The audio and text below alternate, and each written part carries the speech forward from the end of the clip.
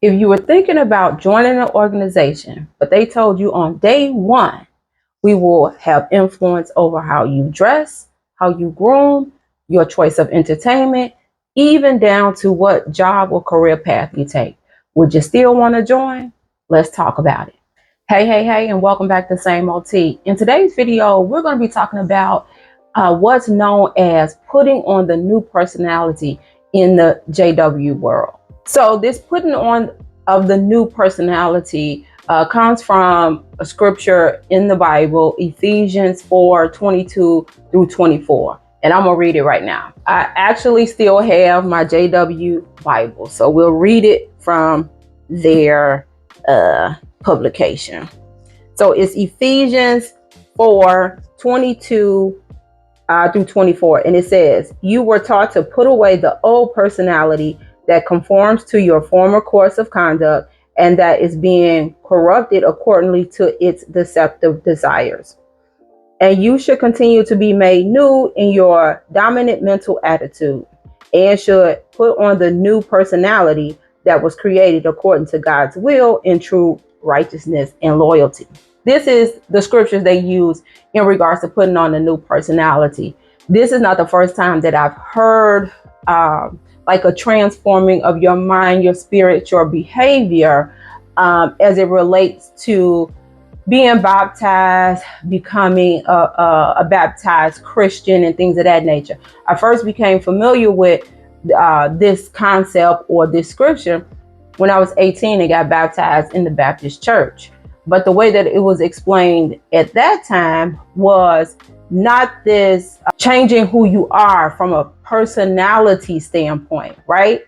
It was saying that, you know, you're going to move different. You're going to be kinder. You're going to be more Christ-like. That's how it was presented.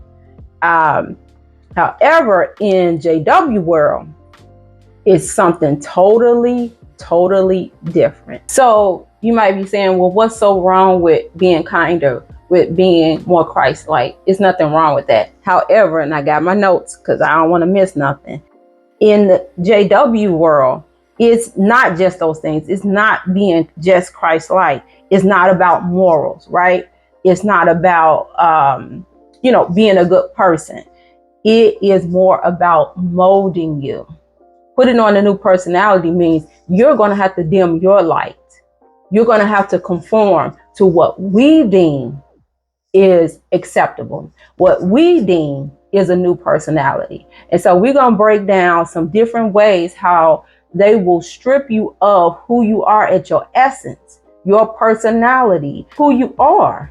They will strip that away under this notion of you are putting on a new personality. So let's start with just basic stuff that everybody can understand. Dressing and grooming, right? I've told on a couple of different of my videos how the way I came in, I'm a respectable person. I grew up in the church. So when I started to attend meetings, the minute I started coming, the minute I started being a quote unquote progressive Bible study, I began to get picked apart about my dress. If my dress wasn't long enough, and next meeting I have on a long enough skirt, then guess what? Now it's cupping my butt. That's exactly what I was told.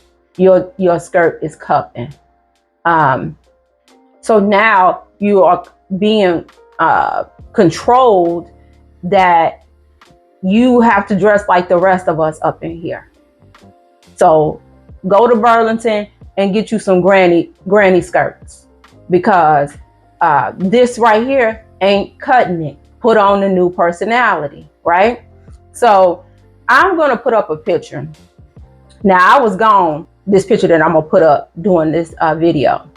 Now, do you think with this red long locks, this would have been acceptable in anybody's Kingdom Hall? No.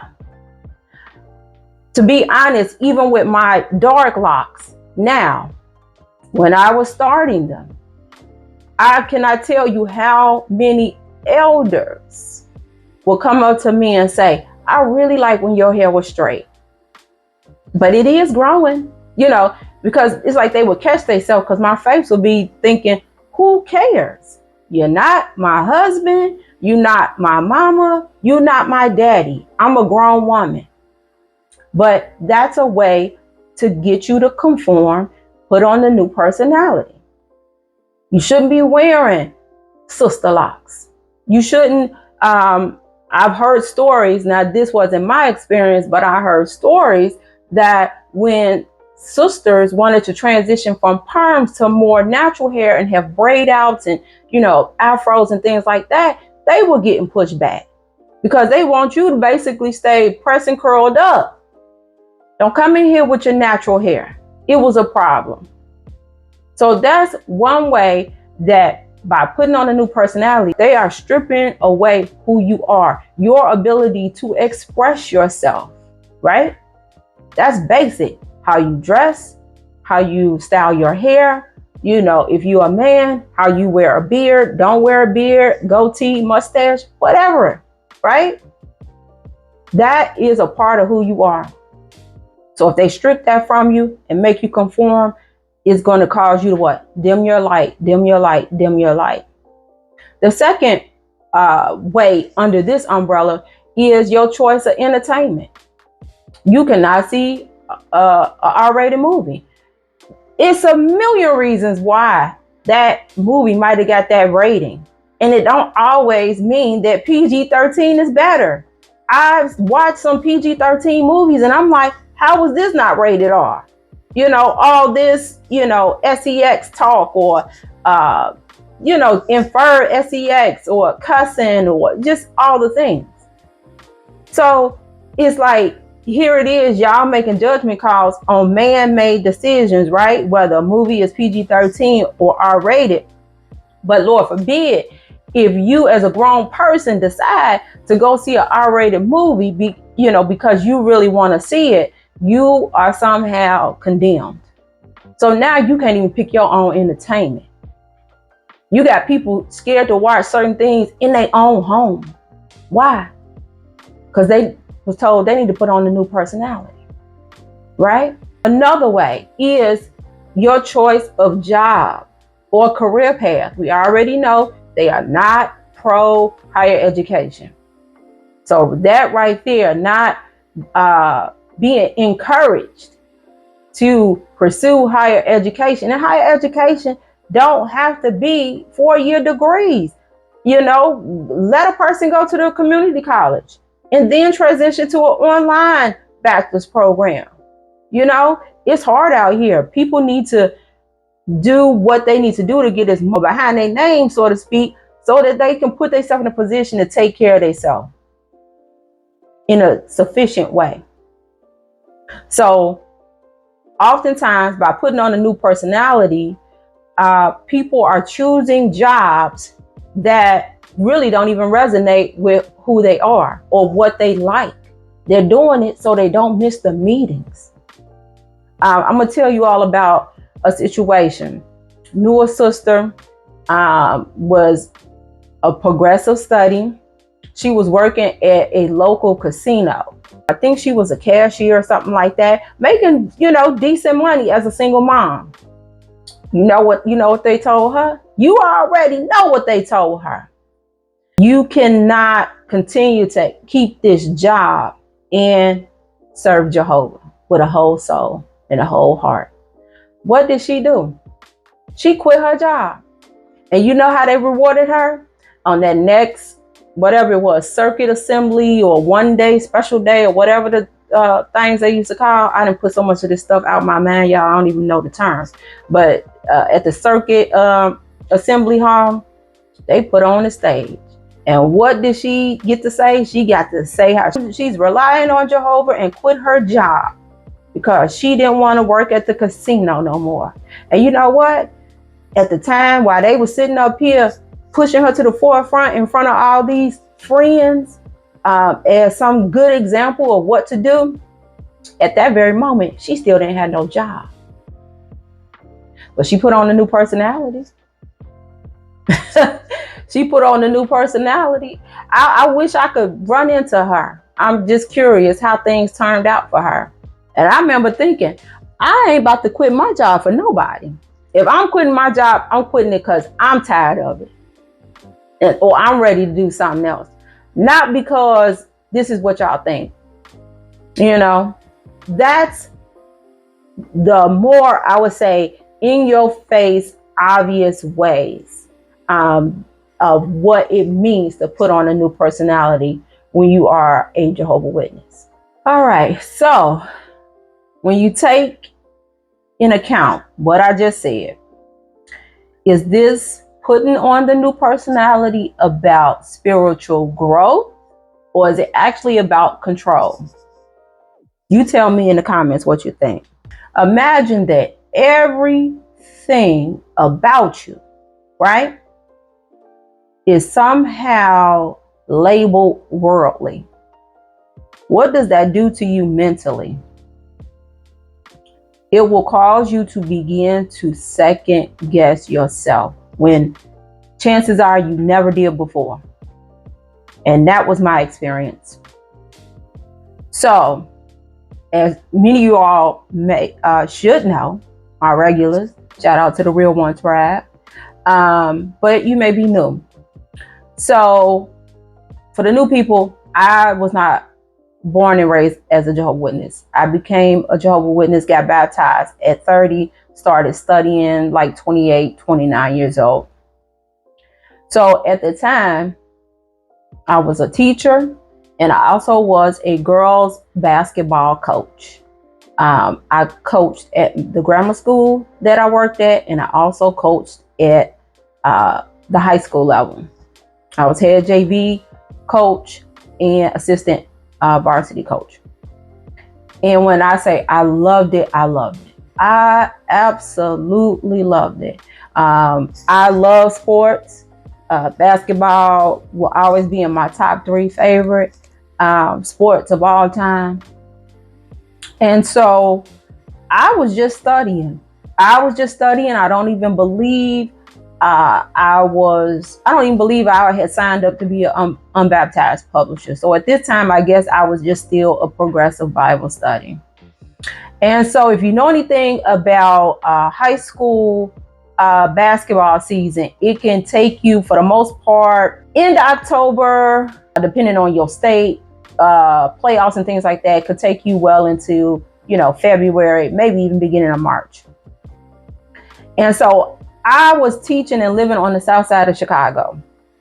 The high school I taught was on the west side. And so we had games on Tuesdays and Thursdays. Thursdays was the meeting day for the ministry school and all that. And then sometimes we would, have weekend practices. And so that January, now mind you, I was teaching in what people would call the hood.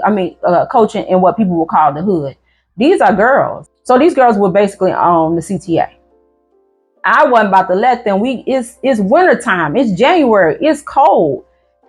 We in the heart of North Lawndale. If you from Chicago, you know what it is.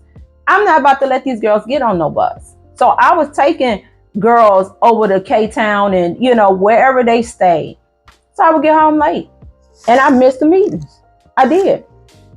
So what was I told by my Bible study conductor, Sister Righteous, if you tapped into the channel and watched the content, she told me, basically, you're going to piss or get off the pot.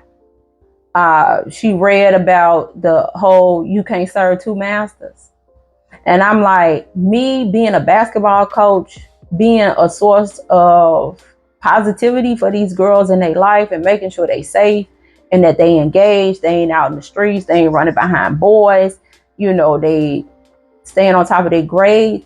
I don't see how this is a, choosing to serve the devil. And she said, you want to know how it is? That's all well and good what you're doing, but you could be spending that time out preaching. Do you preach to these girls? Do you give them publications? Do you do this? Do you do that? I feel like I'm about to cry, but I'm not going to cry. The next season, I resigned.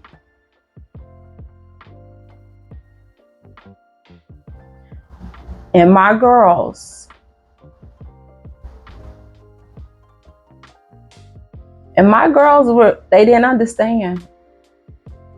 They were very hurt. And I didn't want to tell them that I felt like I had to choose this religion over continuing to be that person for them. I left them in good hands. But if that's not a control, new personality tactic, I don't know what is.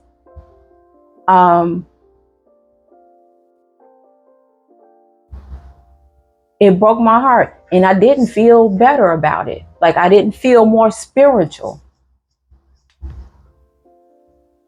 It's a way to strip you from you. That's what putting on a new personality is. Basketball, sports is all through my DNA.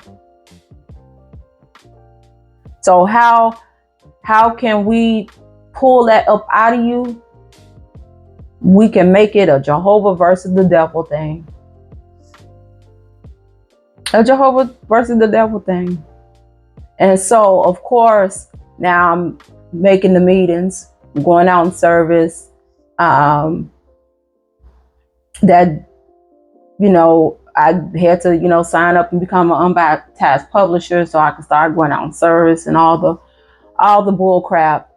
And so you getting praised and pat on the back, right? Because you're conforming more. You putting on a new personality, sister, right? No, I'm allowing y'all to control me. And with each thing, it's just tearing away who I am. Who God made me, right? The new personality is a trick. And if anybody is watching who is studying, who is questioning, you will lose yourself if you stay. And you'll be, and what I mean by that is they gonna control more.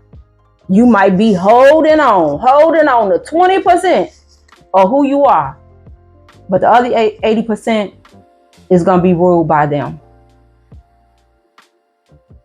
That's why I named this channel Same OT, because I was steady holding on to 20% of who I was. And thank Jehovah I did. Because had I not held on to as much of it as I could, I wouldn't be here today. I wouldn't be here today. I don't know why I'm getting like emotional. It's because it's a terrible feeling. We all hear and watch videos where we talk about how, you're constantly being told you're a good for nothing slave. You're a good for nothing slave. You could do more. That's part of it too. But that new personality spiel is very clever. It's very clever, because that's the piece that really tears away from the essence of who you are. What makes you you? What truly makes you you? You being a Jehovah's Witness is not what makes you you.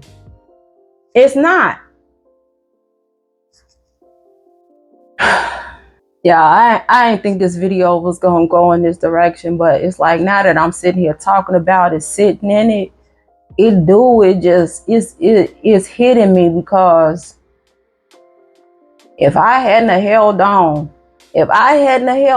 I'd be sitting in somebody's damn Kingdom Hall, probably miserable as hell, like the rest of them. But thank God. I like to say I had 10 toes down moments, but I never was 10 toes down Jehovah's Witness in the dictionary. You would have never saw my picture.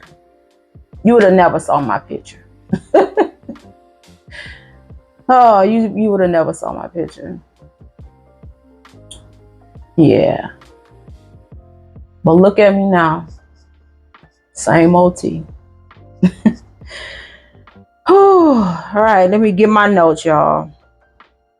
So, almost done. Who does this new personality benefit? It don't benefit the person. They think it does, right? Because you're becoming more like the fold. So you feel like, well, I'm more like the fold, so I must be benefiting, right?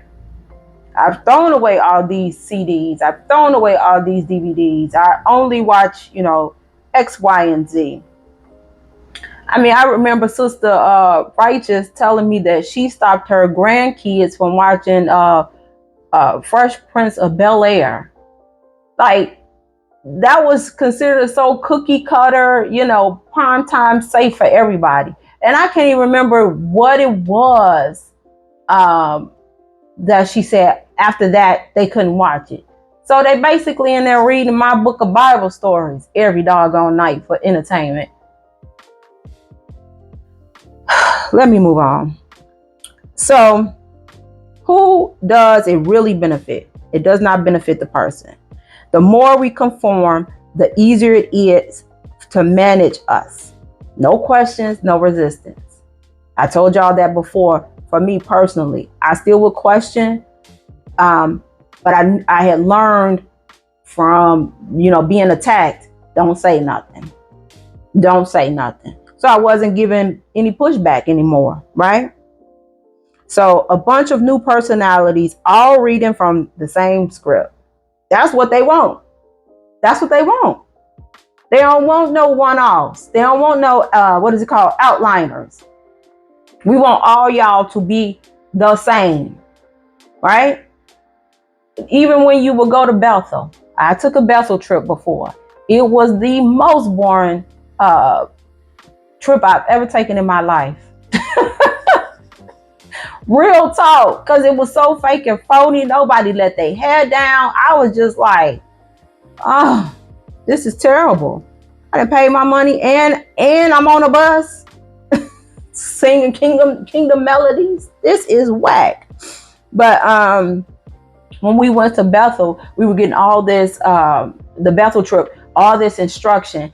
And then do y'all remember like it was this like a flyer or something like that showed you, gave you examples of how to dress when visiting Bethel. Y'all giving us pictures of how we should look.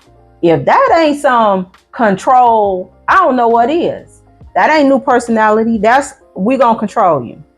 And the more I think about it, it's a control piece, but then also it's good PR. Because if they decide that, hey, if this is probably like, if this group of people coming through look real witness like, let's get some footage that we can share, at the big district conventions of friends coming to Bethel. It's all BS. When you think about it, all this new personality, all this conforming, it is not growth. It's grooming. I said it. Grooming you to be top flight Jehovah's Witness. I had one more thing that I just thought about.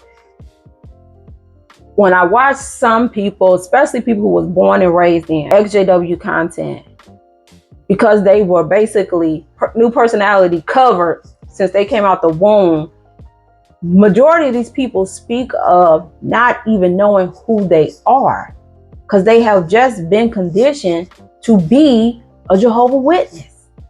So they really don't even know what they like, what they good at. Are they open to new opportunities, or are they still real suspect and kind of scary?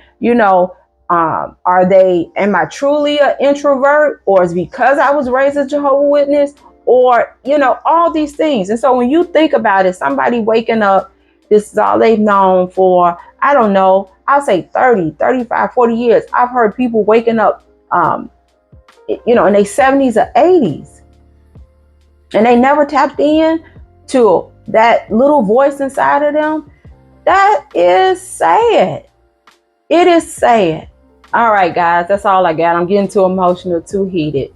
So what parts of your personality, your true essence, did you have to give up or conform to be more spiritual? Please tell us in the comments. So for the XJW people, now that you're out, how does it feel to kind of reclaim those parts of you that you had to suppress, change, conform? Please let us know in the comments.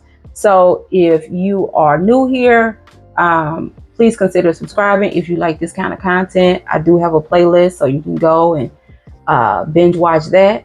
If something here resonated, please like. When we get likes, or if something didn't resonate with you and you dislike it, it still helps push it out to other people so that they can see it. Definitely comment. I hope we get a ton of comments from this content, and share if you have somebody that you think might benefit from it. All right, so until next time, guys, I'm out. Peace.